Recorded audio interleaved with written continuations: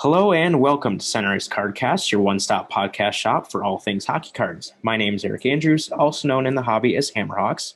And for this special national-themed episode, I am joined by my co-host and fellow national attendee Tucker Germain, also known in the gaming world as Truckman Gaming.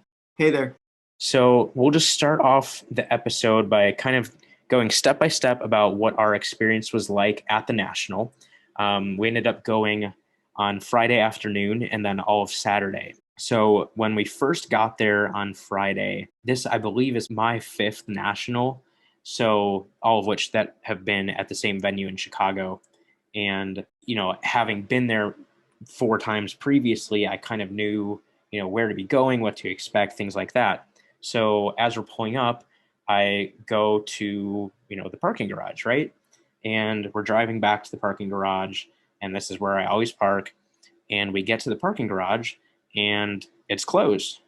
And I was like, what? Like my favorite parking garage is closed. What the heck?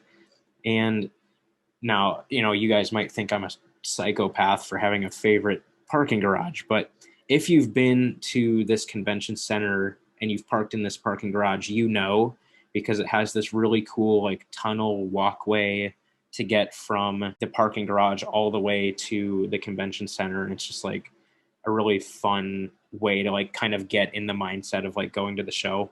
So I always look forward to that walk. And then it was like, no, like I can't do it. What the heck? So that was kind of frustrating. And we had to go park across the street instead. But I mean, who cares? It's really not the end of the world. So anyway, we got inside, and for the first, I don't know, what would you say, hour or so? Yeah. We kind of familiarized ourselves with the floor plan, just kind of got used to where things were. Actually ended up stopping by the Leaf booth and talked to Greg Cohn, who of course is a friend of the show, and just said hello and caught up a little bit. And then from there, we ended up finding our way to the GTS distribution booth, which is where Chris Carlin, who of course is another friend of the show, of Upper Deck, of course, was setting up to host a welcome raffle on behalf of Upper Deck, which was, something that we were definitely excited about and looking forward to. And kind of how that worked is I think it started at 3:00. Chris started passing out raffle tickets. And I believe there were right around 160 tickets that were handed out in total to be included in the raffle to win prizes such as unopened boxes of cards, individual cards from various Upper Deck products, oversized cards, and there's even a customized Wayne Gretzky Funko Pop that they were giving away, which that's not my cup of tea, but it was kind of cool nonetheless. So the drawing started around 3:30, and it was fun just seeing, the different things that were being given away and who was winning them and stuff. We actually had a super, super, super narrow miss on the second drawing of the raffle. And it was one that I really wanted to win. And even if you had won it, I probably would have just been like, yo, give me that card. Yeah, I would have given it to you. But so I had ticket number 161 and Tucker had 163. So how that kind of worked, they actually started with higher numbers and worked their way down. So Tucker having 163 was actually the first ticket of the two of us. And so Tucker got his ticket from Chris. And then there was a guy to my right who Chris gave a ticket to in between the two of us. So that guy got ticket 162, and then I got ticket 161. So then fast forward to the raffle drawing, and the second prize is a super sweet Kirby Doc clear cut canvas signatures numbered out of 77, which I was like, oh man, like that would be an awesome card to have. And Chris is kind of like playing it up as he was reading each number. So he's like, okay, 1, 6. And I'm like, come on. 2. And I'm like, no, like it was ours to have, like, dang it, so close. But yeah, so that was frustrating, but like, oh well, whatever. And then throughout the rest of the raffle, and I would say there was maybe like 30, 40 prizes, something like that. Yeah, about. I don't know, somewhere around there. It was a lot. It was pretty impressive, all the stuff that Chris was giving away, and huge props to him and Upper Deck for doing that, because that was awesome to see. Obviously awesome seeing kids win stuff and all kinds of people. I mean, everybody imaginable, moms and daughters and little guys. And I mean, everybody was winning stuff. It was really cool. But anyway, throughout the rest of the raffle, there were a couple of other somewhat near misses that we had where there were probably like, I don't know, maybe a handful of winners who were within like 10 numbers of us either way. So again, like Chris would play it up and be like 1, 6, 7, and we're like, no, like come on. So it was just kind of funny. And of course, as time went on, our hopes kind of started to dwindle a little bit as, each prize went to somebody else. And, we could tell that the raffle was kind of drawing to the end. And it ended up coming all the way down to the final prize. And, of course, at that point, you're like, yeah, we're not getting anything. Oh, well, no big deal. It was still fun to experience and cool to see people happy about what they get. And Chris had kind of been hyping up some of these oversized cards quite a bit for various reasons based on what they were. But the last prize was one that he definitely kind of hyped up a bit. It was an oversized card, actually an oversized preview card of the Michael Jordan Precious Metal Gems card that's going to be coming out in Upper Deck's upcoming Skybox Metal Universe Champions product. Of course, you guys are probably familiar with the Skybox Metal Universe hockey product that's coming out soon as well, but there's going to be a Champions version of the product that's a mix of sports. So that'll be a super cool product to see. But anyway, so obviously, a Jordan PMG is a big deal. So, having an oversized preview card, of the card that's going to be in the product is a pretty big deal. So Chris, pretty sure he intentionally saved that as the last prize to kind of be like, this is a big deal. So everyone was kind of excited for it because, it's in Chicago. It's Michael Jordan. It's a PMG. Like, that's pretty cool. So, of course, being the last one, Chris plays it up like wild. And he's like, okay, is it going to start with a 1 or a 2? Okay, it's a 1. Okay, 6. Did I ever tell you guys that story about, and everyone's like, come on, like, just say the number, darn it. And even like when he was joking and like dragging it on, I'm like, Tucker, it's going to be you. Yeah. And then you were like, no, like, it's going to be you. Like, you're going to get it. And then he's like, okay. 1, 6, 1. And I'm like, no way. Like, I got this thing. Like, that's awesome. So went up and got it. And it's super cool. We shared pictures of it on our social media, but super cool item to have. And, then ended up waiting until the crowd died down a little bit. And we went over and talked to Chris and got a picture with him, me, him, and the Jordan PMG card. And just a cool moment. It's cool to win anything like that, but to be able to share that, like with a friend like Chris, it's like, okay, that's a pretty cool experience. So that was really cool. And then, after that, we also just caught up a little bit, talked about how the show was going. And then, of course, did a formal interview with Chris. So with that, I will turn it over to our interview with Chris Carlin of Upper Deck. So we're here at the National with Chris Carlin of Upper Deck. First question, Chris. It's fairly obvious, but just to explain it to everybody, why is it important for a company like Upper Deck to be at a big show like the National? Yeah, it's really tricky coming out of the pandemic. We'd obviously like to have a bigger presence here. We'd like to bring a lot more staff, but it's just not, it's hard. It's hard for a company to ask their staff to travel right now. So we have a smaller presence than normal, but I'm stoked to be here. It is crazy. It is rock and rolling. We have to be here. We have to engage with our fans.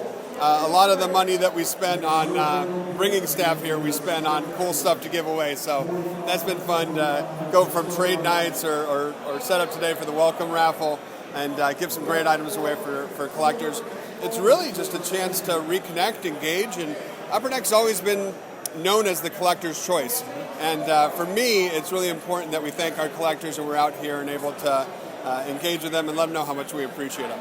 Absolutely. So you talked about a little bit there, obviously Upper Deck isn't set up formally like how you normally would be. Can you just explain that decision a little bit? I know that came from the top with Jason, but kind of just what went into that decision and what, kind of the mindset was with that. Yeah, I think it's really tricky with the Delta variant now, and there's just a lot of legalities in play with regard to, can you even ask someone if they're vaccinated as a company? So I myself is very out in the open. Like, I had it, I was asymptomatic, I'm vaxxed, I'm ready to go, what do I got to sign? Let's make this happen. So they're kind enough to send me, and I love being out here. But it's one of those things where the industry is going so good right now, and we trust our dealers so much that I really like the program that we came up with, where normally you get a box of product and you then go to a manufacturer's booth. You wait in a long line to get your wrapper redemption pack, and I kind of like the model we have this year. We gave them the packs to our dealers. You buy your box right there, you get your pack right there, and then you can go enjoy the show. I mean, there is a lot to see here. So I love the aspect of being able to give collectors back a little more time, because time is valuable here, and I think they're enjoying it as well. So while it sucks that we can't have everyone out here from our company and engage like we normally do, I do like the expedited service that we're providing with the wrap redemption packs. Absolutely, and you started to touch on the promotions that Upper Deck has right there. What else are you guys doing for promotions? I mean, we've seen the raffle here, of course, but maybe just explain the promotions a little bit. Yeah, we have brought more shirts, I think, than I've ever seen.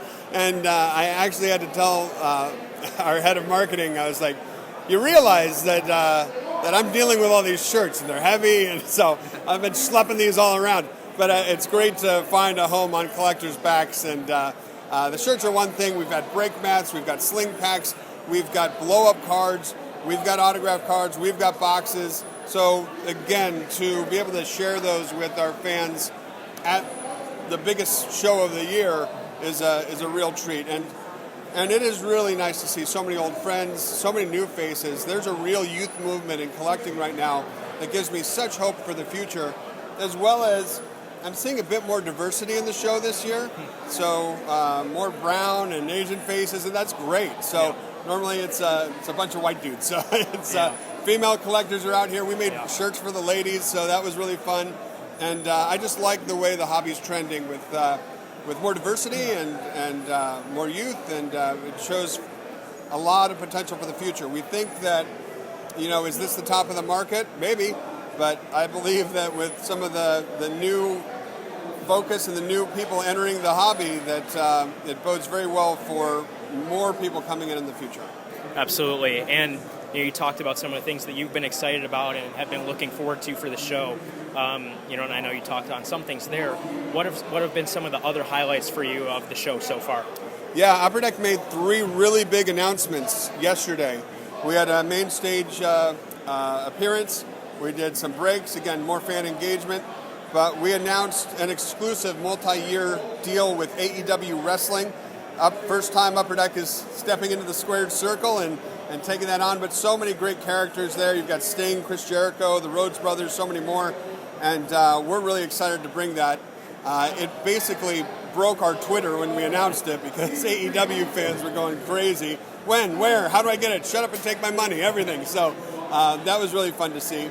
We also announced an exclusive deal with Shane Wright, who's expected to be the #1 NHL draft pick next season. Great young player, 17 years old from Kingston, but he looks like a very special player. So his autographed memorabilia, we've already done the signing. His first wave of product is going to be out on Tuesday at upperdeckstore.com, so we're excited about that.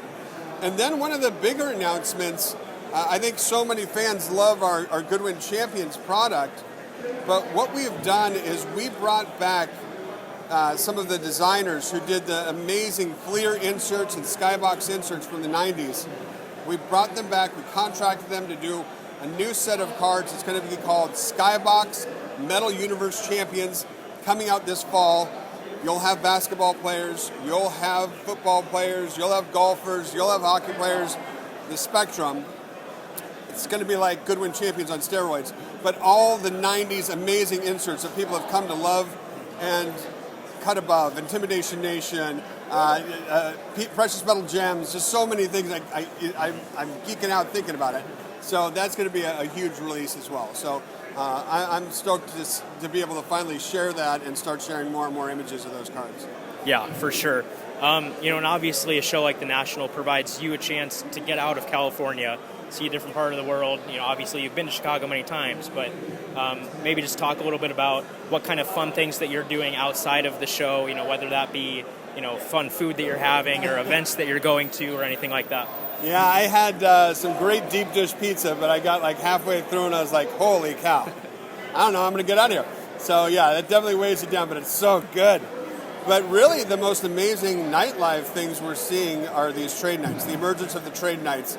And basically kids from 16 years to 80 years are taken to ballrooms and the lobby, and they're sitting crisscross applesauce on the ground with all their cards laid out, and it's amazing to see. And we as manufacturers have tried to inject ourselves in there a little bit, which has been a lot of fun, but at the same time, they're just kind of doing their own thing. They're like, hey, it's cool you're from Upper Deck, like the shirt, but I got cards to trade here. Like, they're very serious about it. So we love what we see with that. And again, it's a lot of youth and just a lot of passion about the hobby. So hopefully we see more of that. We want to bring those types of events to the Sports Card Expo in Toronto and sponsor those, because they're not catching on up there like they are down here. So they're just a lot of fun. Great way to engage, and the friendships that people are making and they're forging are really special, I think. So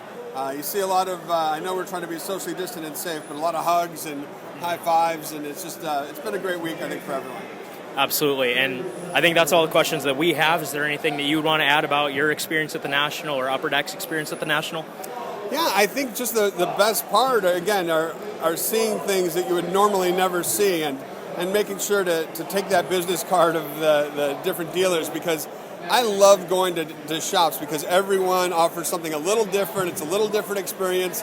So if you're traveling somewhere, like, look for that shop in the area. Or if you see like an amazing booth like Blowout, they've got the fantastic store, or Sean at Steel City, or David Adams, or Marty's, or Baseball Card King here in Chicago. They have their booths, but check out their shops too. It's awesome. They can only bring so much, you know. Awesome. Thank you for the time. Appreciate it. Yeah, can't wait to be doing more shows and get out there and meet more fans. So looking forward to that. We'll be doing a lot with the NHL this year for their events, and they have some cool events coming up. So I'm excited for them to announce. So then after talking with Chris, that at that point it was probably, I don't know, like 4:30 or so, and the show closed at 6. So we had an hour and a half or so to play around with. So we just kind of started exploring the floor and see what we could find. And like, without a doubt, like the big highlight of that time of exploring the floor, we came across a booth that just had an insane amount of high-end vintage rookie cards. Like, just, it was crazy. I mean, this guy had 9 Gretzky rookie cards, one of which was an SGC 96 OPG rookie, which, I mean, like, that's by far the nicest Gretzky rookie card I have ever seen in person. I've never seen one of the PSA 10s, of course, but I mean, like, it was basically a perfect card. So I didn't even ask what he was valuing at or anything, because that's not even in my stratosphere. But yeah, I mean, just seeing a card like that is like, whoa, okay. And he had a couple of lower grades. I think he had a 4 and a 5. So we kind of talked shop on that a little bit, but nothing worked out, unfortunately. But he also had, I don't remember exactly how many, probably at least 3 or 4 Mickey Mantle rookie cards. And as well, he had a Michael Jordan rookie card, which was not an uncommon sight at the show. I mean, we saw a lot of Michael Jordan rookie cards, which, yeah, I mean, you know, understandable. It's in Chicago. That's a big card. Makes sense. So I was just so focused on the 9 Gretzkys in front of my face that I saw that there was a Jordan rookie, and I was like, okay, whatever, it's a Jordan rookie. That's cool. Well, then fast forward to Friday night. I think it was even after we got home. Yeah. By home, I mean at my parents' house. They live in the Chicago suburbs, so we've just been staying at my parents' house, which is awesome and super convenient. I was looking back at the picture, and I'm like, wait a minute. That's a PSA 10 Jordan rookie card. Like, that's worth hundreds of thousands of dollars. I mean, the number's very small on it, so it kind of makes sense. But like, I don't know how I missed that. I was just so zoned in on the Gretzkys, but like, wow. So that was pretty crazy. And then one last story for Friday, just a little background for context of this story. On Thursday, the day before, you know, we went to the show, I was telling my supervisor at work that we'd be going to the show, and just kind of asked him like who some of his favorite players were growing up. And he's a pretty big Cincinnati Reds fan, especially the Big Red Machine era of the Reds. So knowing that, I kind of wanted to just find him a neat little card to bring back for him. And I kind of had a specific set in mind, and I didn't even know if any of those players had a card in the set, but I was like, oh, you know, if this exists, it'd be cool to get one of those because it's a nice set. And That'd just be cool. So lo and behold, like one of the last booths we looked at, this guy has the exact card that like I had been hoping to find and like didn't even know if it existed. But I was like, like I said, if this thing exists, like I want to buy it because it's just that'd be the perfect thing that I was hoping for. And like I said, lo and behold, he has that card. That being a Joe Morgan 2001 Upper Deck Hall of Famers bat card. And, if you guys are familiar with baseball cards at all, you probably know that set. It's a pretty iconic memorabilia set for baseball. I'm pretty sure it's one of the first bat sets. It's not the first, but I think it was within the first handful of bat sets, I think. And it's a beautiful design on it. I actually have a couple of them in my collection that I bought purely because they look so nice. So yeah, like I knew that's the card I wanted to find if it existed, found it. $15 later, I was thrilled to have found that perfect card to give to him. So that was just a perfect way to end that first day. And then turning to Saturday, we arrived shortly after opening time and headed straight to the middle of the floor where all of the corporate booths are to meet up again with Greg for a formal interview and, just talk shop a little bit. But yeah, that was obviously really fun to catch up with him. And obviously he's been on the show a few times at this point, and we message back and forth fairly frequently, about various Leaf cards and Leaf products and stuff. But actually being able to see him and talk to him and catch up and stuff in person was obviously a lot of fun. So with that, turning to our interview with Greg Cohn of Leaf. Here with Greg Cohn, VP of Product Development for Leaf. Greg, first question, it's, I guess, fairly obvious, but why is it important for Leaf to be at a show like the National? Well, it's important to have a presence at the largest trade show in the country, especially since it was canceled last year, and the crowds have been massive. So it's good for us to get our presence out there. I like to talk to the consumers about what's coming, what's here. We have probably the hottest product at the show this year, Pro Set Sports. Pro Set Hockey Memories coming in the next month. So they're asking me what's upcoming products. Pearl Hockey, we got the cards in this week, so that's going to come in the next month as well. So it's just nice to see and talk and answer questions and get a nice feel for what's a great time in our industry right now. So how can we not be here is the question. How can anybody not be here? If you're involved in this industry, this is where you should be. Yeah, that's very true. You talked a little bit about some of the stuff that you guys are doing here. Can you talk a little bit about the promotions that you guys have for breaks and just other things at the show? Sure. So we have our box redemptions. So there's a list of products here, as you can see. Well, they can't see, but yeah. You can buy it from any of the vendors that show, Blowout Cards, Steel City, Dave and Adam. You bring it over here. For every box you open, you get, that's a part of the program, you get one of the top 5 rookie cards, Pro Set cards. So it could be Trevor Lawrence, Mac Jones, Justin Fields, someone like that. If you open up a case, let's say it's a 10-box case of Pro Set Sports, you get a rookie card for every box in the case, plus a one-of-one autograph box. It's sealed, so you don't know who it is, but they're all one-of-one autograph cards. It could be Pele, it could be Vin Scully, it could be Troy Aikman, someone like that. So that's the program we're running here. Very cool. And obviously, like you've said, you guys come to these shows all the time. What are some things that you guys look forward to when you're coming to these big shows? Mostly just seeing the people, seeing our consumers, and like the good feedback, and sometimes not so good feedback. If someone has something they want to request we do differently, or they tell us what they don't like, we like to hear that too. It can't always be roses, but we like to hear the feedback of our products. We like to hear what they think about what's coming out next. We like to see what trend the market's taking. The show kind of is a good barometer for that. So I enjoy seeing people, I haven't seen from other companies as well. Mostly like I have a lot of friends at Panini and Topps, and I just like to see what's going on there and talk to them about what they got upcoming and just what's coming out soon.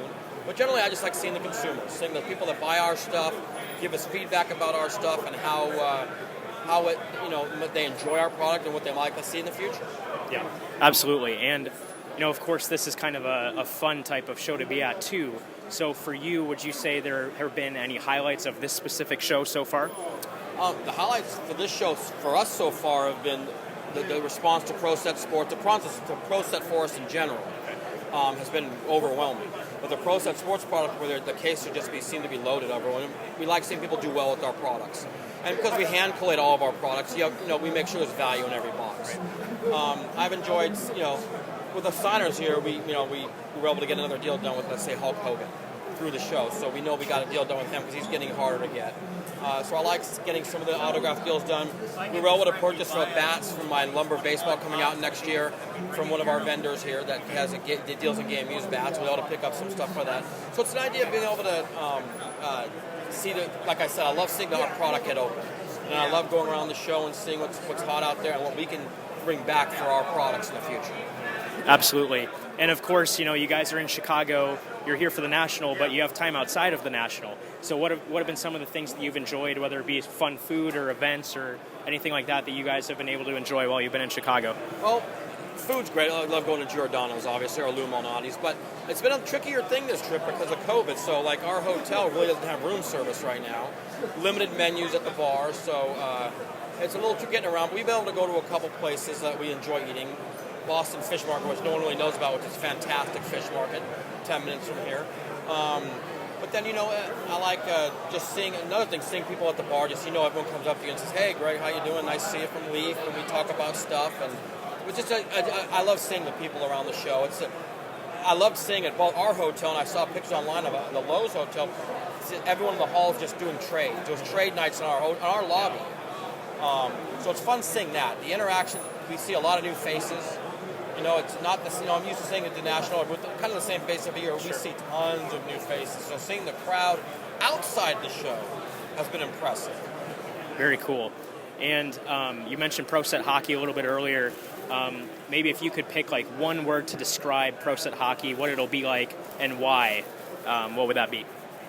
Nostalgic, probably, because you're gonna see designs that they're used to seeing from back in the 90s. We did some variations in terms of, plus you're getting the buyback cards, the stamp cards. You're actually going to see the cards from the original products. But then we have the black and white variations.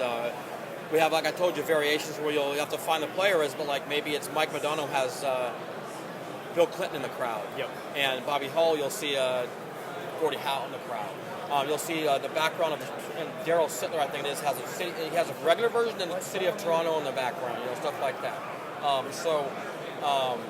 Stuff like that, which is fun. Yeah. But yeah, I would say nostalgia, and we got great. Yager's autographs are in there, Lemieux, all the key signers, Solani, Messier, not just key signers, but key signers from the era of that product. Yeah. So that will help with the nostalgia. Absolutely, great. I think that's all the questions that I have. Is there anything else that you'd want to add? Just like also, we got Pearl Hockey coming up, probably right before, which is going to be fun. Okay. So. It's very limited. I think we did less than 170 cases of that stuff. So that's coming in, like I said, out of the 170 cases, like 70 shields, and there's like tons of different buckles, off the pads and stuff like that. So you'll have fun with that. That's also expensive product. Yeah. That's your high-end. So it's not for everybody in terms of price point, but it's awesome. Absolutely, yeah. I know people are looking forward to the Vezina buckle for sure. So. And we'll have lumber hockey later in the year. Superlative hockey, I think I sent you some images and stuff, so yes. That's going to be coming out pretty. And that, we added a second card this year, but it's kind of pricey to have one hit per. So we're doing two this year. So that's all. Look forward to all that. Awesome. Well, great. Appreciate your time, Greg. Thank you very much.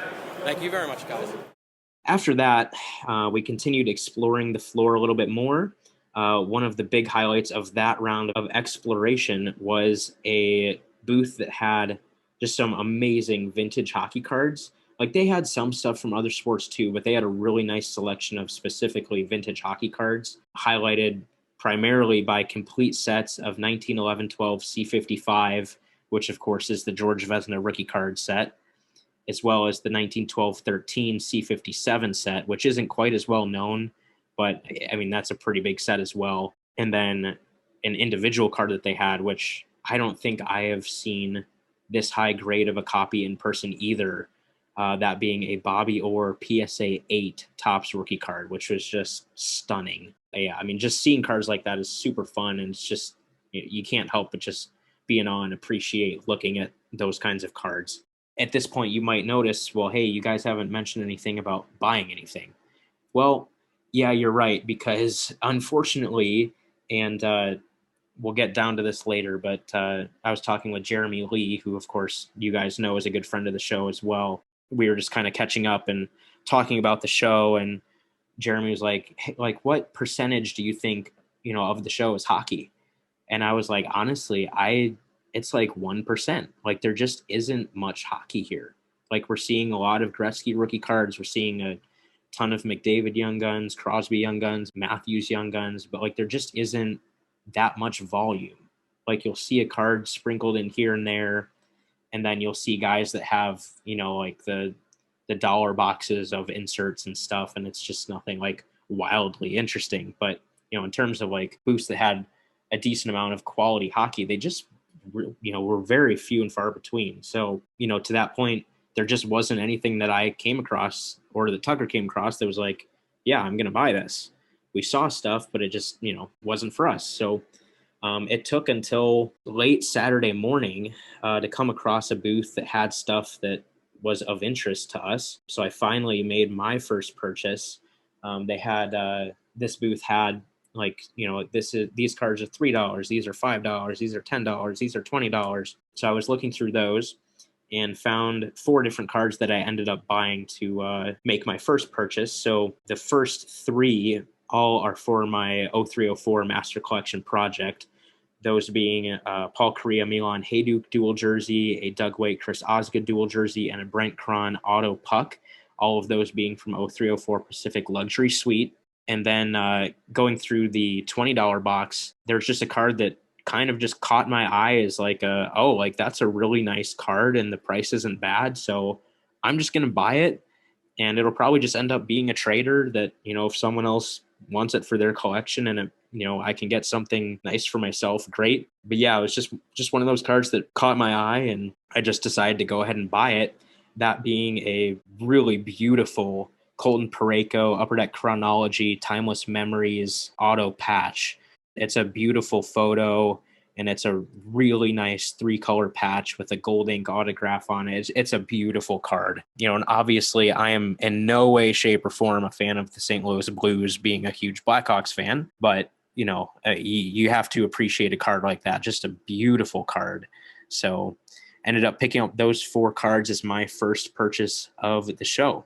And then shortly after, we actually came across a booth that did have a pretty decent amount of hockey, though most of it was kind of just lower end stuff, but spent some decent time there looking through some stuff, and came across a Ty Domi 0304 Black Diamond base card, which I already have in my set of Black Diamond, but it has some fairly noticeable damage and really needed to be replaced. So I was pretty happy to find that card and just, that's one less card to worry about for the project. So I was happy about that. And then after that, we ended up kind of entering some uncharted territory for the podcast with a guest that we have never had on the show, that being Thomas Fish, who I don't know what was going through my brain, but I called him Steve when we first started talking, and I felt so bad because he was like, it's Thomas, right? And I'm like, oh, yep, I do know.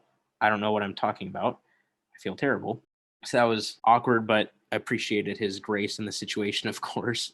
For those who aren't familiar with Thomas, he's the founder and co-owner of Blowout Cards, obviously one of the biggest retailers in the United States, without a doubt. So connecting with him and just being able to hear his insight about the show is something that I thought would just be a really interesting perspective to share with you guys that, honestly, I feel like when you go to shows, you almost just take for granted those big retailers. It's just like, oh yeah, of course Blowout is here. Of course David Adams is here. Of course Steel City is here. Why wouldn't they be? It's a big show. They're selling boxes, obviously. But, I think hearing that insight of kind of like what goes into it and what that's like on their end is something, really interesting. And I wanted to share that with you guys. So I was really grateful that Thomas was willing to take some time out of his day. Obviously he is extremely busy at shows like this. So I was grateful that he was willing to do that. And without further ado, here's our interview with Thomas Fish. All right, we're here with Thomas Fish of Blowout Cards. First question, obviously, coming to a show like this is a big ordeal, for preparation. What goes into the preparation for you guys prior to even leaving for the show? Oh, gosh. Getting ready for the show is probably, we start preparing about 2 months in advance, trying to figure out how our display is going to look, trying to figure out how we're going to staff it, what we're going to bring. We got to look at the manufacturer's promotions. There's a tremendous amount of work that goes into preparing for the National. And then once you're here, obviously, you have to put it all together. So what kind of goes into that, and how long does that process take? Well, we got here on Monday morning at 7:30 a.m. We were here unloaded a tractor trailer, started setting up the booth at probably 9 or 10 on Monday, and we worked all day Monday, all day Tuesday, and half a day Wednesday, and to get prepared for the show.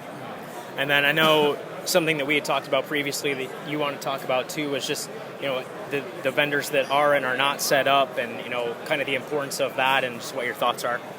Well, yeah, obviously anyone who's anyone in the business sets up at the National, so that's why I was really surprised to see that Upper Deck decided to not attend the show as they have in the past. Obviously, they're here somewhere, but not like the way they have it. They did provide us with some really cool packs, and their promotions would be good, but I think they should have and could have probably put a better effort to have a bigger presence in here. Obviously, they're the only licensed NHL company, so I was quite surprised not to see them here. And then as far as, you personally and your staff, what have been some highlights of the show for you guys so far? I think everything's pretty much been a highlight. The attendance has been great. Being able to interact with customers has been great. Last year there was no show, so being able to re-engage with our customers and a lot of new customers has been really the highlight for me at the show. And then obviously you guys are in Chicago for the National every few years, but outside of the show, what are some fun things that you or your team do, whether that be fun food that you have or events that you go to? Well, my team went to Fogo de Chao last night. They all had they were really happy with the meal. I unfortunately couldn't attend. I had a meeting. And Gibson Steakhouse, of course, right in the DoubleTree is always a highlight of when you're coming out to the Rosemont. But yeah, no, it's been good. Haven't had too much time to do anything else except wake up, get to the show, eat, go to sleep, and come back to the show. Yeah, and this might be impossible to answer, or you might just know the answer off the top of your head. Do you have an estimate of how many boxes or cases you guys brought to the show? Oh gosh, no, I don't. It's I've gotten that question a couple times. My answer is a lot. Yeah, a lot. That's a good answer. Anything else that you want to add about the show? No. I think the show's been great. I'm looking forward to next year's already. Learning, talking to people, figuring out what I could do next year to make our presence at the National better. That's always going to be important. I'm definitely taking some notes and looking forward to the next 2 days, and then start jotting down what we're going to do next year to make our presence at the National in Atlantic City even better. Awesome. Well, thank you for your time. Really appreciate it. Thank you, buddy. Take care. So after talking to Thomas, we ended up looking at some of the memorabilia that was on display by some of the various auction houses. And that's just always something that I love doing when I'm at, I call it a card show, but it's a sports, it's called the National Sports Collectors Convention. So it's obviously a lot more than just cards. So, of course, game used memorabilia is a huge aspect of that. And just seeing some of this stuff that these auction houses have is just honestly mind boggling. Whoa, there's a whatever. I mean, I remember, I think it was the 2017 National, there was a Jackie Robinson game worn jersey. And it's just whoa, that's a piece of history. That's huge. I mean, it's cool to see stuff like that. So we made a point to just take a few minutes and kind of wander through the auction houses setups and see what all was on display. There's just way too many things to even make mention of that are huge pieces, but some of the things that stood out to us, and if there's anything else that stood out to you, feel free to interject. But the things that stood out to me, there was a beautiful Gordie Howe Red Wings jersey, a wool Red Wings jersey, just a beautiful jersey. There was a Michael Jordan Washington Wizards jersey, which is not something you see every day. Mickey Mantle Yankees jersey, a Michael Jordan game-used baseball bat, which again, not something you see every day. Pretty cool. A Wayne Gretzky iconic aluminum game-used stick. Just, those are iconic pieces. So cool to see those whenever you get the chance. They had pretty much a full cabinet full of various Muhammad Ali pieces, which, that's as cool as it gets. One of the all-time legends of sports, seeing some of his, I don't know if robes are the right term to use, all kinds of different stuff. I also didn't get a chance to look at the label for it, but there's also a 1980 hockey sweater that had a lot of holes in it. And oh yeah, it just, that's right. Looked like it was. I'm pretty sure it was game worn. Yeah. Oh yeah. All of that stuff that I guess I shouldn't say all of it, but the majority of the stuff that those places have are game used. Sometimes they'll have game issued, but yeah, typically it's all game used, especially that vintage stuff. But yeah, that was a beautiful jersey without a doubt. They also had Wayne Gretzky, Austin Matthews, Connor McDavid game-worn jerseys, and then finished it off with a really darn cool Babe Ruth game-used bat. So just seeing all that stuff is just so cool. It's one of my favorite parts of going to shows. Like I said, just super cool. I mean, for you, like, I mean, as we said in episode 38, you're not like a huge collector, of course, but you appreciate sports and sports history and stuff. So like for you, what's it like seeing some of that stuff? Oh, it's just amazing because, like, growing up watching some sports here and there, it's like, oh wait, this is kind of cool. Like these jerseys look a certain way, or this player they really like. Oh, he has a favorite bat or something, or a nice color of a bat, or whatever. Then looking at all these pieces that are like decades old and way before my time, and I'm like, whoa, like these people actually wore these things and used these things. And it's like it brings the history to you, and you're like, wow, like it's not just on a screen. It's these things happened. Yeah, and I think like even with Babe Ruth, like that's a really good way of putting it because like. I mean, are there people alive that saw Babe Ruth play? I mean, yeah, but for the vast majority of us, none of us saw Babe Ruth play. So he's kind of just like this, like almost like fictional character in a sense. Like we don't understand because we didn't get to experience it.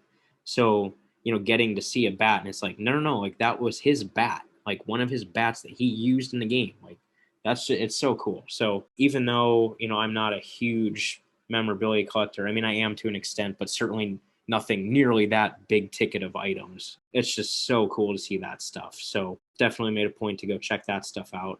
And then from there, I alluded to Jeremy earlier, but we headed back over to where Jeremy was set up. And what's kind of interesting, Jeremy has been to nationals for many, many years. And he's always pretty much been set up as a vendor, selling his own, cards.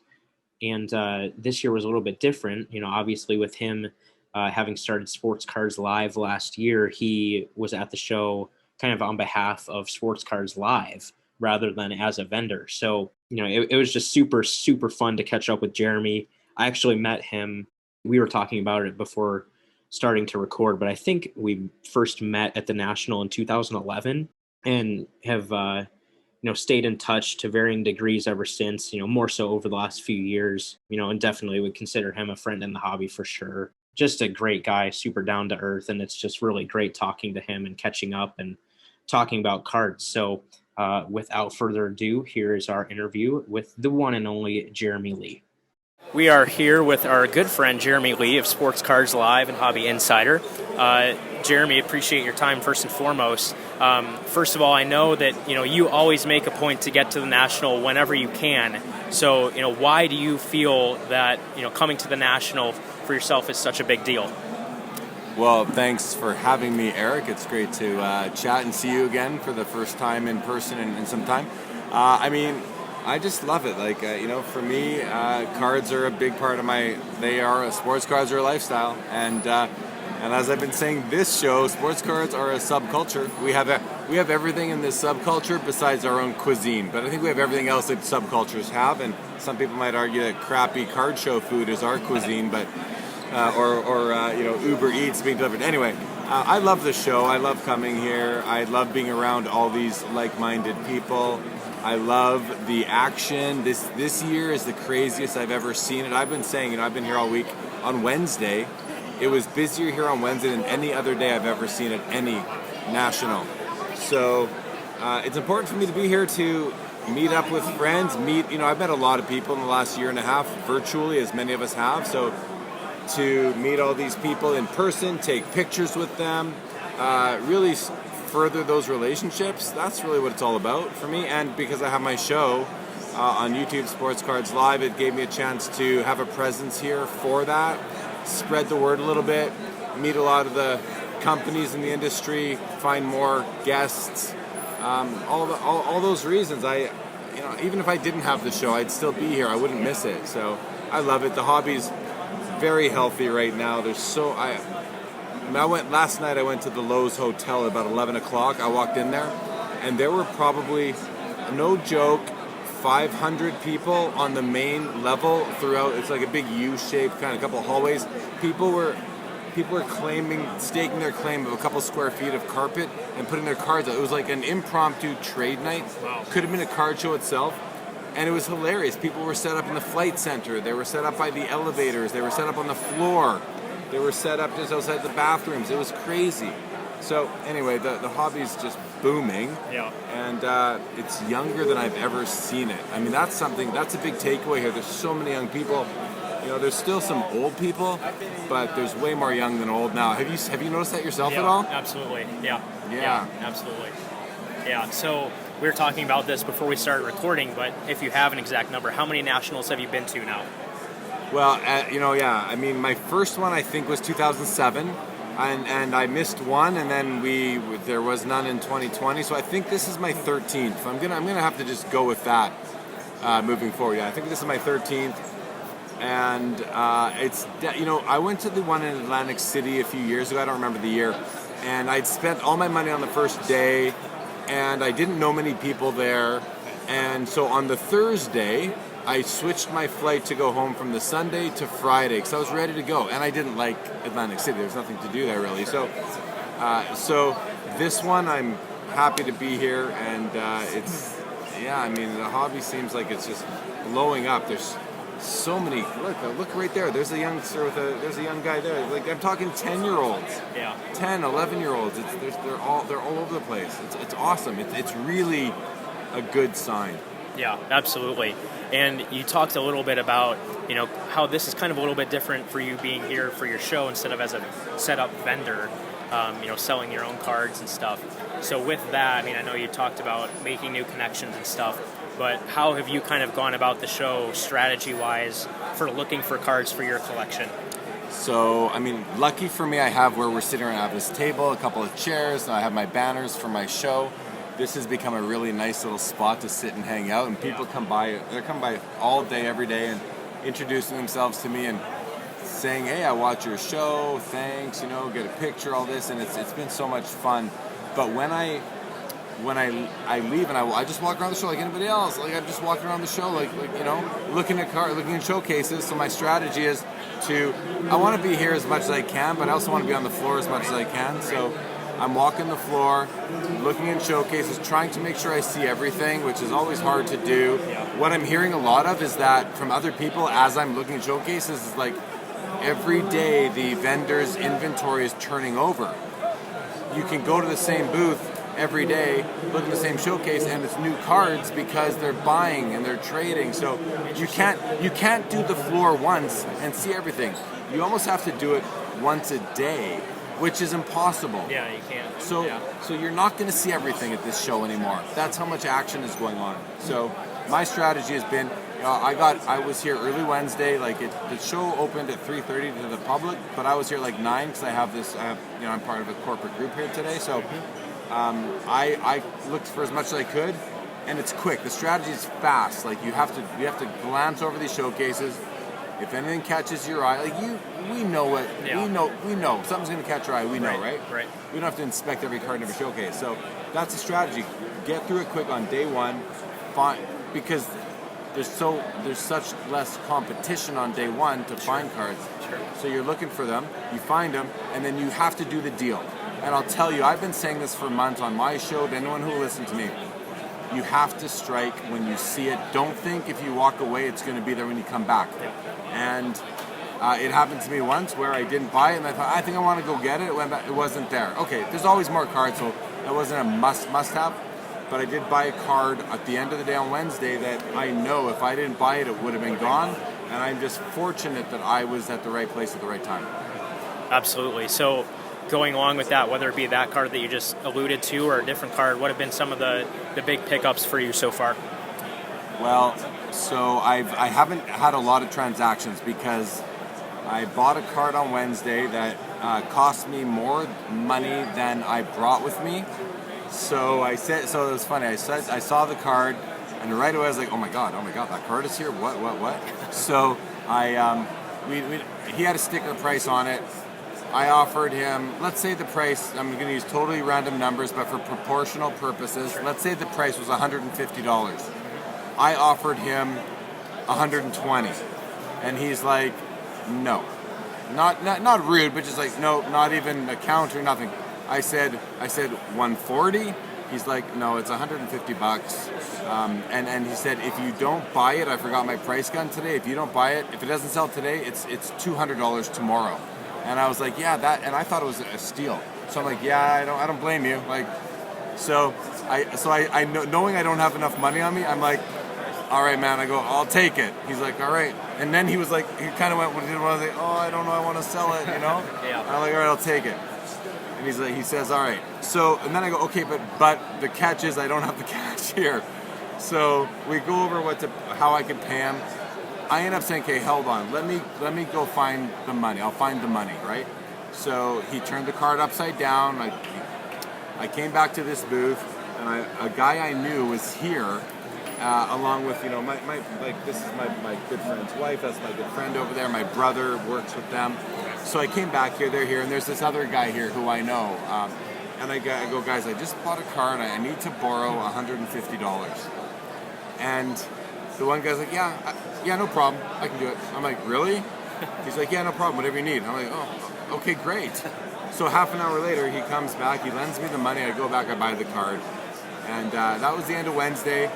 And I bought a couple small things since then. I did a trade also on the first day where I traded away about, I don't know, 10 cards that I just didn't really want or enjoy anymore for 6 cards that I really like. And I'm really happy with that trade. So those are the two kind of big deals, aside from a few, you know, $100 here, $200 there kind of purchases. Yeah, absolutely. So whether it be, you know, something that you've seen or just an experience or an interaction or something, what have been some of the other highlights for you of the show so far? Well, I mean, really, it's been meeting all the people. If you look at my Instagram, I've been posting to my story just all the people that have come by, and I'm making sure that I'm getting pictures with everybody that comes by, and I'm posting them up, and just, I mean, it's been meeting all the people. I know it's very humbling, flattering, all that, getting a lot of really great feedback on Sports Cards Live that really, you know, I didn't need to be refueled, but if I did, I would have been, you know? Sure. Highlights, aside from that, I mean, it's the people. It's the people. The one card I picked up is a highlight. I'll say that too. On Wednesday night, I went to an event just at a restaurant, kind of a private room off a restaurant with a bar that the Card Ladder guys hosted, along with Rodman's PC and Grant hosted. And it was awesome because a lot of people ended up coming there. You know, big hot Nat Turner came. Ken Golden was there.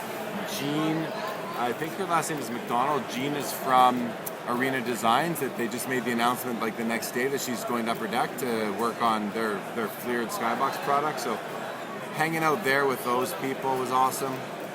Seeing the Lowe's Hotel last night was just crazy. On Thursday night, which was 2 nights ago, thank you, I went to Ken Golden hosted a dinner. There were like, I don't know, 60 people there. It was a big mix of people. I don't know how I got on the list, but I was invited, and I went to that and had myself a nice filet mignon, medium. I don't like it too rare. All right. And that was fun. I hung out and chatted with a bunch of people there, including the people from Bullpen LA. They were nice to talk to, among others. So I don't know. That's those. I guess those. I hope I'm not missing anything that I want to mention. But yeah, it's been a blast. Very good. So outside of the show and kind of the things associated with the show, have you gotten a chance to go and do other things in Chicago or try any different foods or anything like that? Absolutely not. I have not gone into Chicago. I don't plan to. I don't really want to. I've been to Chicago several times in the past. This is not for me. This isn't about going to Chicago. It's about coming to the Stevens Center and taking my Ubers to the hotel and back, and just in this immediate area. I haven't gone for deep dish pizza, and I don't really have the need to.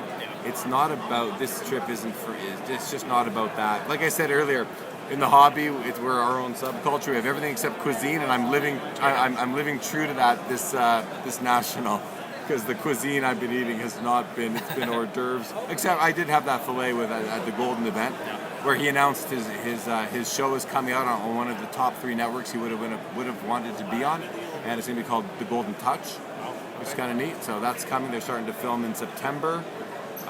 He said they're starting to film in September or October, and it's gonna debut sometime in 2022. So that's exciting for the hobby, I think. Very cool. Is there anything else that you'd want to add about your experience or the show in general? I mean, there are, as people would expect, there are so many expensive cards here in the showcases. Yep. There's a card over in that area there, the red carpet area, which is could be a card show in and of itself. It's the Tom Brady Contenders auto ticket. The guy's got $1.8 million on it. I took a picture of that. I've taken one picture of showcases this whole week, and it was that showcase just when you texted me like half an hour ago. And that one showcase has about $20 million worth of cards in it. One showcase. Wow. Like 750,000, 750,000, 500,000, 1.8 million. Like, it was just ridiculous. So there's no shortage of extremely high-end cards. I don't know what you call that. Yeah. Beyond high-end. Yeah, insane high-end cards. But there's also a ton of dollar boxes, and I ran into Dr. Beckett a few times. I saw him sitting at a booth, he just looked like any other old guy, you know, not old, just any other person sitting there, just, you know, looking through dollar bins. I think I'm having supper with him tonight and the rest of the crew that does Hobby Hotline, so that'll be fun. But, you know, meeting him in person was nice. A lot of these people, you feel like you know them, and then you meet them in person, and it just furthers things. It's not that much different from being on virtual meetings or live streams or whatever, but you meet in person, and it just helps solidify those relationships. Absolutely great. I think that's pretty much it. So appreciate your time again, and hope you enjoy the rest of the show. Thanks, man. We'll have to have you and Aaron on Sports Cards Live one of these weeks ahead. Sounds good. We would love to, and thank you again. Yeah, man. So after meeting up with Jeremy, and you guys might have remembered in episode 38 that I had mentioned, you know, one of the things I like doing at shows is buying at least one box of cards. Well, you know, here we are. It's Saturday afternoon. And frankly, I haven't even bought that many cards in general, let alone any boxes, which was kind of my strategy. I wanted to wait until Saturday to really get a better feel, you know, of what single cards were out there, because I didn't want to go blow, you know, hundreds of dollars on boxes and then come across something that I was like, oh, like I need to have that card, but I don't have any more money. So I was intentionally waiting until Saturday, but you know, with as few cards as I had purchased to that point, I was kind of like, okay, like I got to buy something to really make this feel like this has been worthwhile. So after talking to Jeremy, we kind of started looking around at some of those big retailers and just were checking out what they had. And Blowout actually kind of was tempting me. They had 2020-21 Leaf in the Game Used Hockey, which, you know, if you guys have been listening to the show for a while, you know I love that product and opened a case of it on the show with Greg earlier this year. So just seeing that product, I was like, oh man, like I don't want to spend that much money on a box, but like I love that stuff so much. So I was like it's probably priced a little bit higher than I would want to spend. So I'll think about it, but probably not. So moved on, went around, looked at other retailers to see what they might have. Came across Steel City, like I alluded to earlier, and they have just a huge stash of 2003-04 Parkhurst Original 6 Chicago boxes, which I was actually telling you this, Tucker, earlier. Some of you guys might be familiar with a website based out of Canada called Grizzly Sports Cards, and they were kind of known for having like a lot of those like early 2000s boxes like in bulk. And I think over a stretch of like a year or so, I probably bought like 4 or 5 boxes of Original 6 Chicago from them. And they even I think they had multiple sealed cases of the product, and I planned on buying a case. I think I like even having it be a podcast episode and everything, but it just was never the right timing to do it. And I knew that they had multiple, so I was like, whatever, like it's not a big deal. They're not gonna just randomly sell all of these boxes of a 17-year-old product, right? So then fast forward to it where it got to a point where, I felt, okay, like I'm going to go buy one of those cases and just get it done. Well, they're gone. All of them are gone. Every last box, all the cases, they're all gone. So I was like, dang it. Well, then fast forward like a month or so, and I'm browsing on Steel City's website, and lo and behold, they now have cases of Parkhurst Original 6 Chicago. So I wonder where they got those. But so, of course, the show being in Chicago, as they, certainly should have and were wise to do, they brought a lot of those boxes. So I saw, a huge, I think they even had 2 huge stacks of the boxes. I mean, they probably had at least 20 boxes sitting out. And I was like, okay, like that's my sign. I got to get some of those. Like those were my boxes anyway. Like I'm going to get them. So I ended up kind of splurging, treat yourself, bought 4 boxes of Original 6 Chicago, one of my all-time favorite products. I'm working on building the master set of the product. So I just love that product, love opening the boxes. So just made sense, hey, if I'm going to make a point of buying some boxes here, there's no better product to buy than this product. So did that, bought the 4 boxes. Was very happy about that because I haven't opened it in a while, and they're pretty hard to find now outside of Steel City, I guess. So it seems like they kind of have the market cornered on them at this point, but kind of kept looking around at other retailers just in case, thought about maybe getting some, a newer box of some sort, and thought about a few different things. I thought about buying another box, or I guess not buying another, but opening another box of 1920 Upper Deck Clear Cut. Again, if you guys have been tuning into the show recently, you saw that we opened up Clear Cut when Chris Carlin was on the show. So I definitely considered that. I think Dave and Adams had it for like $90, which not too bad. I mean, that's very tempting at that price point for sure. So definitely thought about that, but was like, they've got a few boxes of it, so let me keep looking around, see what there is. So then I came across a retailer called Chicagoland, which somehow I never heard of. I don't know if they're newer or I don't know, but they had a ton of boxes as well. And so I find the hockey section, and lo and behold, there's probably a full case worth of 2020-21 Leaf in the Game used hockey staring me in the face. And their price was $25 less than it had been elsewhere. So that was kind of like, the tipping point of like, all right, I'm going to do it. I'm going to treat myself, get a box of In the Game used. I love this stuff. It's more than I've paid for the product before, but it's such a fun product, as you guys know. So I splurged. I bought a box of In the Game used, which I, was obviously very happy about. So obviously between the original 6 Chicago and then the In the Game used hockey, that certainly scratched that box busting itch for sure. And then just wrapping up the show, we tried to get around to the last booths that we had not, previously been to, which honestly, I mean, maybe you thought differently, but I just didn't see any chance that we were going to feel like we got through all of the booths. Oh, no, definitely not. It just felt so daunting. I think there were more booths this year than there have been in the past. I wouldn't be surprised if that was true, because I feel like even some of those areas that booths were, I've never even physically been in that portion of the building before. Because I think even on Friday, when we were going down to like check out where Jeremy and Greg were and everything, I was like, oh, like there's more back here. Like, geez. So yeah, so it just felt like an impossible task to get through everything. But, we just kept plugging away, and we came across the booth for Indie Card Exchange, which is kind of what I have been referring to on the show as my local card shop, even though it's like at least an hour and a half away from where I live. But, just wanted to kind of see what they had going on, and kind of was just looking, and they did have some hockey stuff, one of which was a card that I had kind of been thinking about getting one for a while, just a card that I love the look of the card. And I think I've even said it on the show that in my opinion, this is one of, if not the best looking hockey product of all time.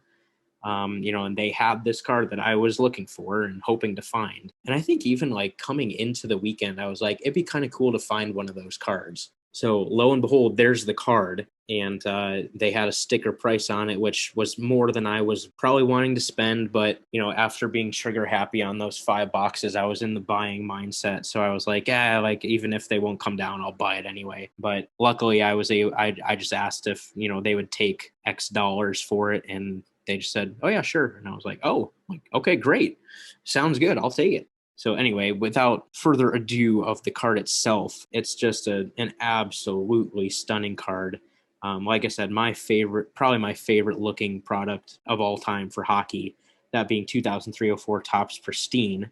And it is a refractor numbered out of 499 of our boy Marc-Andre Fleury. And of course, side note, welcome to Chicago, Marc-Andre, if you decide to come. Really hope you do. But yeah, just finding that card was like so exciting, and just owning one, it's like, yes, like I love the look of that card. I would love to find the gold refractor out of 33 of that card one day, but that's a whole different price tag and much harder to find, obviously. So I'm not holding my breath on that one, but that would be super cool to have. But at the very least, just having the refractor is like so cool. And I know, Aaron, when you're listening to this, I know that you're going to be like, dude, like I want that card so bad. So sorry, but yeah, that was just an awesome pickup. And then I actually took it back to Jeremy because Jeremy had bought Brodeur, Hasek, and Yager gold refractors from Topps Pristine that he had showed me. So it was just kind of funny. And I bought the Fleury, and then we walked away from the booth, and I'm like, wait a minute, do you think Jeremy got those from this booth? And you're like, I mean, probably, honestly. Sticker looks the same. Yeah, like the sticker looks the same. Like I haven't seen a single other Topps Pristine card, so probably. So I take it over to Jeremy, and he's like, oh, did you get that from Indy? And I'm like, yeah, like that's awesome. So that was just kind of a funny story. And then near the very end of the show, we finally came across a pretty solid hockey booth that had a lot of nicer cards. Like we said, there were some booths that just had a bunch of like cheaper boxes to flip through and stuff. But this guy had like a lot of like quality cards. And there were even a lot from In the Game Used and the Cup. And I mean, there was a pretty good assortment of stuff. And looking through some stuff, there were some cards that I considered buying for myself. There were some Leaf vintage memorabilia cards of like Eddie Shore and Oral Joliot and guys like that. They were pretty fairly priced, so I definitely considered it, but didn't end up buying any of them. But ultimately, I did end up making 3 purchases at the booth, though none of them were for me, actually. I ended up finding 3 cards that various hobby friends of mine, and guys that all listen to the show, actually. So shout out to you guys in a minute when I talk about the cards. Guys that I knew collected certain players and were looking for these cards. So, I saw the cards and just shot them all a message and said, hey, I'm here. I see this card. This is what they're asking for it. Like, do you need it? Do you want it? What do you want me to offer for it? Let me know.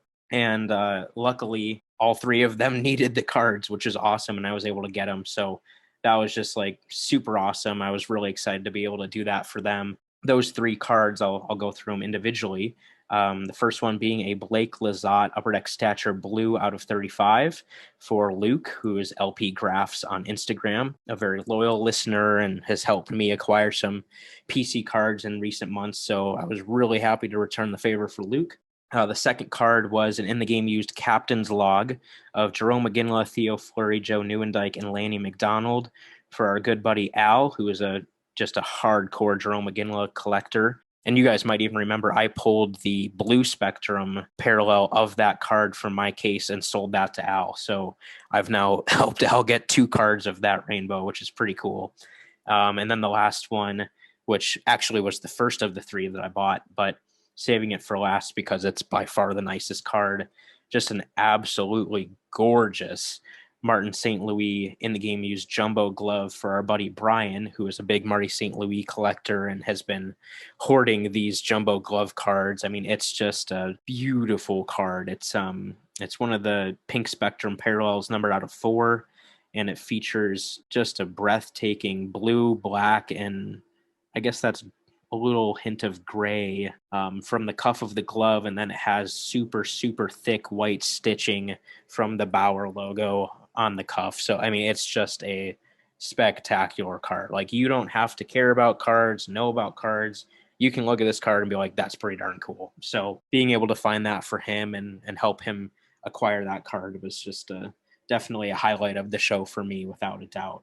So that pretty much wraps up our experience at the show. But of course, we also want to share some of our reflections and some more highlights as well. So, Tucker, turning to you, what have been some of the things for you, not necessarily highlights, but just observations and reflections, about the show that stood out to you?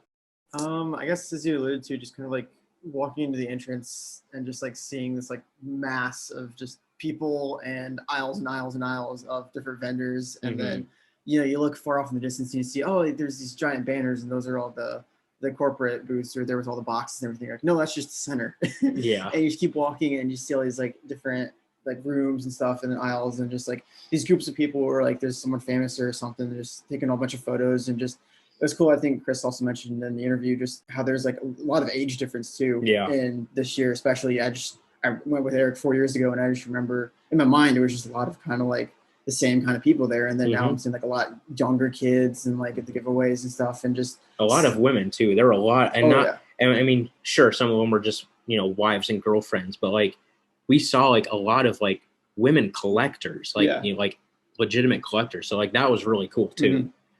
Yeah, anyway, definitely. go ahead. Oh, no, and yeah, that was just cool to see the different people there, and just like the kids were like going up to vendors and be like, hey, how much for this, whatever, and just kind of seemed like they knew what they were doing. And it's so interesting to see, and it's great to see for the hobby too, even being just a casual observer. And the experience of going with someone who knows what they're doing is phenomenal. If anyone asks you who knows their stuff to take you to someplace like this, like go along with them, because my first year there with Eric, it was a lot more of like learning the basics of like, oh yeah, what's a parallel, what's a foil mean, like what is thickness of a card, like what does this mean, like what's a patch, what's an auto. And then this year was more of just kind of fine tuning, and I got some more experience. You let me into like was more of the history of the different collections, but also the Gretzky rookie, just kind of like looking for that little yellow dye and looking for like the oil drip and the difference between the tops and the OPG versions of those. And it was just really cool because I found by the end I was able to say like, oh hey, there's a rookie, no, I know it's the tops, and oh hey, that's an OPG, and just kind of getting to be able to be taught all these just little interesting things about the hobby, that so you can go at the end of it, you can feel like there's actually, you've learned something, and you can kind of like, oh yeah, you can kind of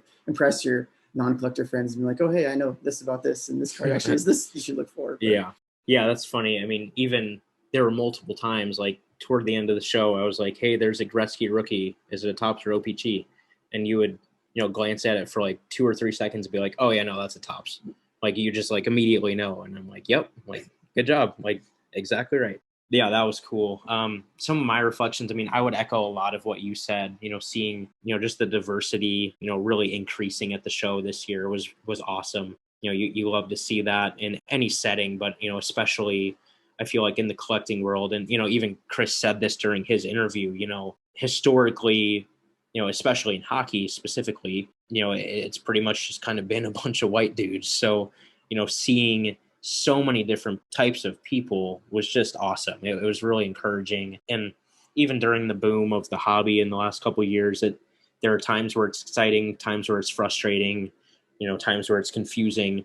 But then you go out to a show like this and it kind of just reminds you like, we're in a good spot. Like there's a lot of different people that are interested in this and serious about this. So that was really exciting for sure. Some other reflections for me, I couldn't get over how many people were there. I mean, we talked about the diversity of people, but like it was just packed. Like it was a total zoo all of the time. Like it was unbelievable. I even made this observation, I think both days, where, at past nationals, you can kind of just like be strolling past a booth and like not really worry about like where you're walking, like not worry about running into somebody. But like, I feel like you could only be like looking away from where you were going for like a few seconds without like running into someone. And, just with how busy it was, that kind of changed our strategy a little bit too of how we were searching. Because, like we said, with it not being as busy in years past, you could just much more quickly glance at a booth and know if they had something that you were interested or not. Whereas here, with it being so busy, you pretty much had to like elbow your way up to the booth to get a good look at what they had, And I think we kind of learned how to kind of deal with that as the show went along, which helped us move a little bit quicker toward the end, which was great. But yeah, I mean, I could not get over how busy it was. It was unbelievable. I mean, again, it's a great thing for the hobby, but like when you're in the moment, you're like, oh, like this is kind of a little bit much. But no, I mean, definitely a good thing for sure to see that many people interested in it for sure. Just to go through, I kind of meant to say this at the top of the show before going through our experience, but I had kind of set some weekend goals for the show, some of them realistic, some of them not. So the first one, buy a box of cards, obviously did that. No problem whatsoever. Find at least one card for a player collection. Now, I guess as I wrote the goal, I guess we did accomplish that. I didn't buy any of them. We did find a Nicholas Jalmerson Upper Deck Exclusives card that I already had. Tucker actually spotted a Jacob Slavin Upper Deck Premier rookie auto out of $3.99, and I originally planned on buying it, but then I was like, I already have two of these, and it's slightly overpriced, so I probably shouldn't. But that was a really good find by you, just like in a huge box of cards. He just whips out a Slavin auto, and I'm like, yo, like, all right. Came across a Dezingle Sign of the Times, but I already have, I think, 2 or 3 of those. So yeah, unfortunately did not buy any cards for my player collections, but did find at least 3 or 4. So yeah, I guess check that box, but not really, since I didn't find anything I needed actually. So there was that. Find at least one notable card for my 0304 collection. I didn't find a notable one. Well, I shouldn't say that. Again, how I wrote the goal, I did find one. There was a really nice Bergeron Future Watch auto. Didn't buy it, of course. It was too expensive. But yeah, of course, as you heard earlier, I did acquire a few cards for my 0304 collection, but nothing super, of much significance. I think I got those 3 cards for like $10 or something. So, well, and then the Ty Domi was another $1 or 2. So I got 4 cards for my project, but nothing of much note there. Make at least one trade at the show. Unfortunately, that did not happen, as you heard. Find a card for a friend's collection, as you guys heard. Not only did I do that once, not only did I do that twice, I did that 3 times, all at the same booth. So that was super awesome. That was definitely a highlight of the show for me, for sure.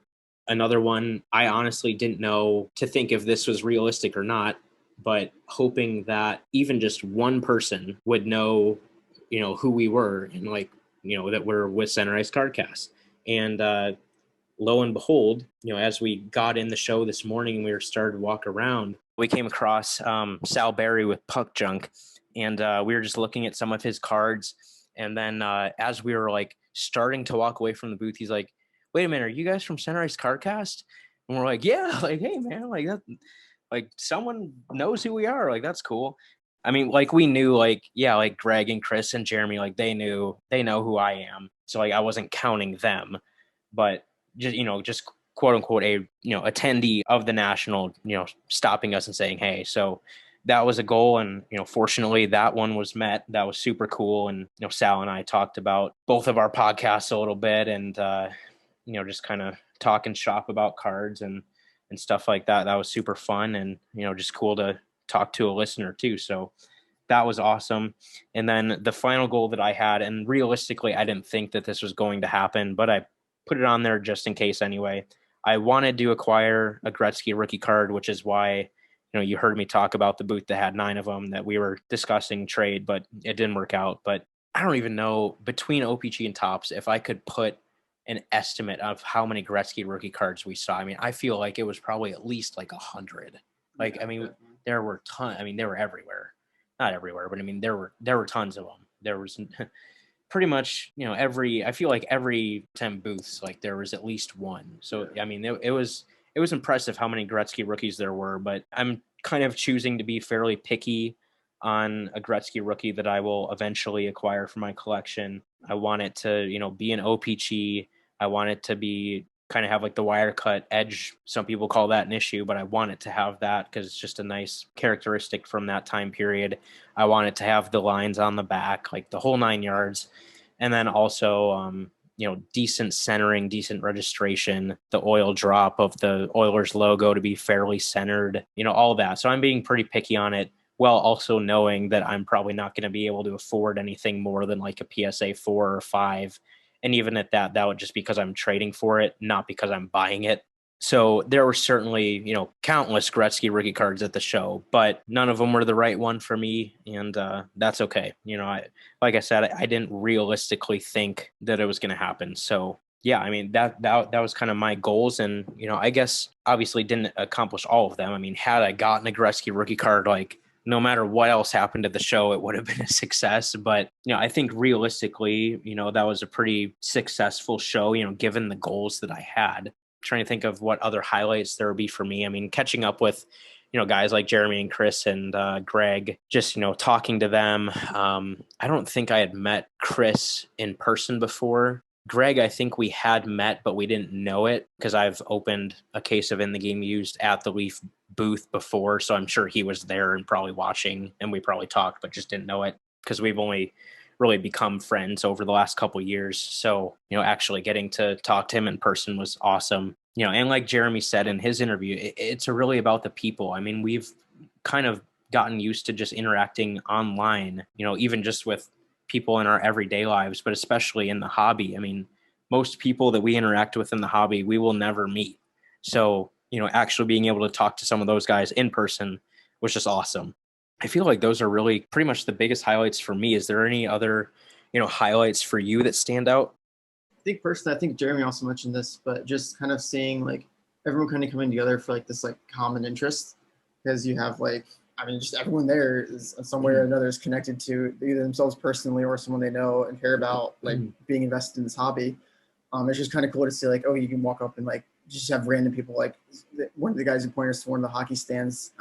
True. He was just like heard us say hockey stuff, and he was like, "Hey, you guys hockey people?" And just like, "Just stand over there." So we went to see the vendor and stuff. Have little pull-out racks, and another just little thing too is just like flipping through those little racks, like full of the little like lesser cards. But it's just kind of fun to just see, oh hey, I like this card. This card looks kind of cool, and I'm more of like the, oh hey, this is a kind of a cool picture. Oh hey, these colors work well together. It's just kind of cool to just see those and to just once again just see like all the different kind of people. Just because everyone at the end of the day, just when they come and see a box like this, they just flip through it because it's just what they did as a kid and that's what you do now. So it's just really great to see that.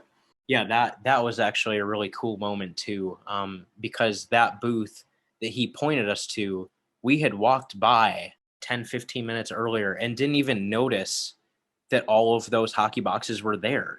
Like we didn't even see them. I don't know if someone was standing in front of them or what, but like we just didn't even notice.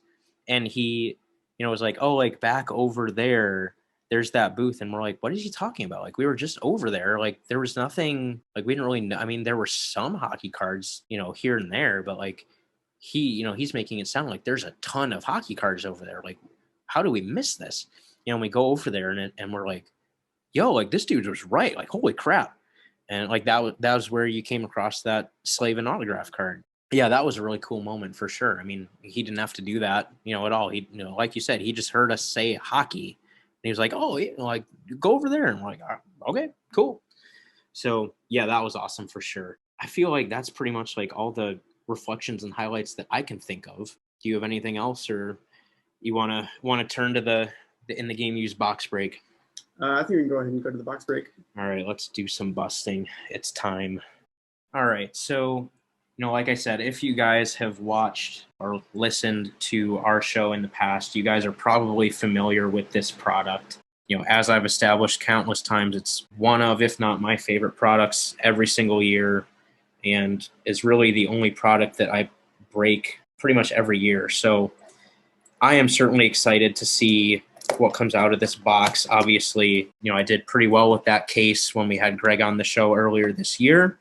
There's a lot of just amazing cards in this product, so I'm excited to see what we get. Tucker was asking me before we started, like, kind of what I'm hoping for out of this. Of course, any vintage memorabilia would be amazing, whether that be from the vintage memorabilia insert or even if it's just, like a captain's log vintage card or even just any type of cool vintage card would be awesome, or even just like a big autograph card would also be great. So without further ado, let's do some busting. 2020-21 Leaf In the Game Used hockey.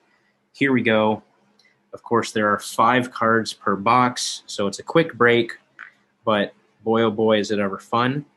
So starting off, We have a For Your Country blue, number 22 out of 35. It's a Swedish one featuring Matt Sundin, Daniel Alfredsson, Daniel and Henrik Sedin. So pretty cool card. Obviously, there's a lot of collectors of those players, so that's a nice one to start out with. Next card, we've got a centerpiece dual jersey, number 29 out of 35. Again, it's a blue of Peter Stastny. So that's a cool card. Moving along. That's cool. I think I actually pulled this card in my case. We've got I really like this insert set. It's just a nice looking card. In the game used gear, blue, numbered 18 out of 30 of Eric Lindros. And it looks like it's got I can't tell if that's a Flyers patch or maybe an All-Star patch. And then it looks like 5 jersey pieces. So yeah, I really like that insert set. So kind of a little bit of a slower start, honestly, in this box. This is probably, out of all of the boxes of this stuff I've opened this year, probably the slowest start. So hopefully these last 2 cards are pretty big. I would expect something pretty big to be coming. Okay, that's a nice one. Another card that I pulled in my case, I think it was a different version, but it's a Fantastic Franchises pink, numbered 1 out of 5. Of course, go figure, of the St. Louis Blues. So it has Brett Hull, Al McInnes, Alex Pietrangelo, Gary Unger, Keith Tkachuk, Bernie Federko, a really nice patch of Jake Allen, and then Jordan Binnington. So that Allen patch is really nice. I think that's from like a Subway Super Series patch. And then the Gary Unger is a really nice Blues patch.